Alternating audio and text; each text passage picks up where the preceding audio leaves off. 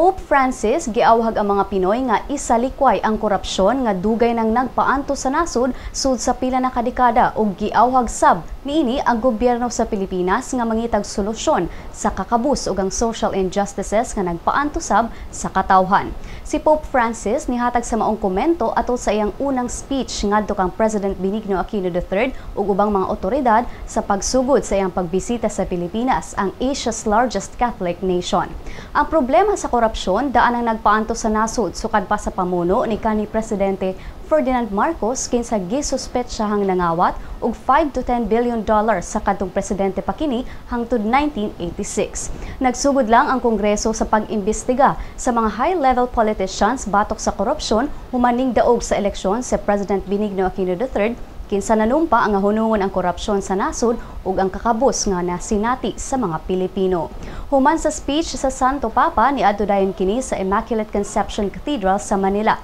aron mopahigayon og misa ug gikatak na makikita sab kini ug mga pamilya karong hapon.